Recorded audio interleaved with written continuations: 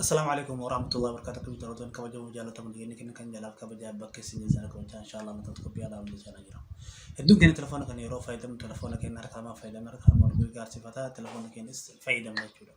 يرو تقول تقدر كم تاجر كاتو كون تلفونه فونه فايدة من كون نما.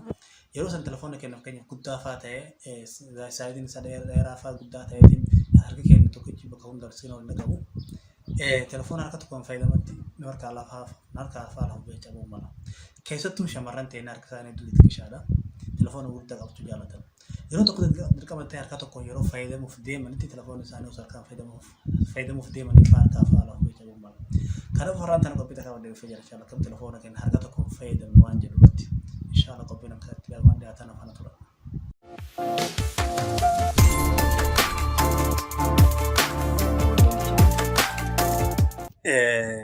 Walitti chaana jira.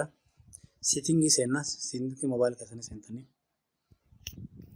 settingii seentanii yeroo raabatan bakka sarchii kanarratti bakka sarchii kanatti 100 mode jettanii itti katabdan bakka sarchii kanarratti gatanii 100 mode jettanii itti katabanii wanta qoshoo ni eeggatanii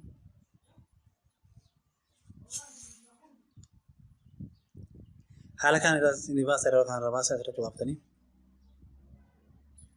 yeroo haala kan cufaatan namni kana onna waan jiruuf kun kana sinifite 100 mode kan gartanii sira open jettanii bantanii deebitan yeroo deebitan raabatan amma kamini telefoona keenya harka tokko filan waan jiru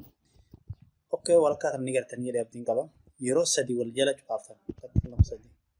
kun haala kan nabaas yeroo haala kan nabaas iskiriin telefoona kiyyaa guddaan kun hangara naati jechuudha haree kana guutuu isaan qabaas ni akka warra tokko komben qaba kun seentanii bantan kun iskiriin telefoona keetii jechuudha kun iskiriin moobaayilii keetii guutuun hangana sii deebi'ee jechuudha fakkeenyaaf harka bitaatiin yoo fayyadamu jiraatu taate ni gartanii alaamaa tanaa asirratti cuqaaftanii harka bitaatti deebistan yoo harka bitaatiin fayyadamu warra taate kunooti harka bitaa taates kana cuqaaftanii kana deebistanii ammoo sirriin kan akka duriitti yoo deeffachuu barbaadan kunoo asuma ni gartanii bakka iddoo banaa kan gartanii asuma yoo ta'an cuqaaftanii telefoonni kan ittiin deebi'ee jechuudha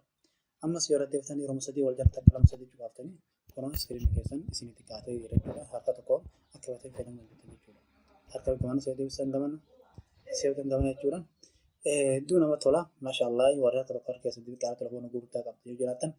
yeroo tokko dirqamanii telefoona tokko fayyadaman hedduu fayyadu jechuudha kun waan telefoona keessan tarkaan fayyadamu guutuu telefoon keessan guutuu isinitti keessee kun asiin deebisee jira kun ni galtanii waan fayyadamu tarkaan keessan guutuu cufaa isin gaa jechuudha inshallah qophiin arraaf qabate kan of fakkaata qophii biraatti walitti nagaan nuuf tura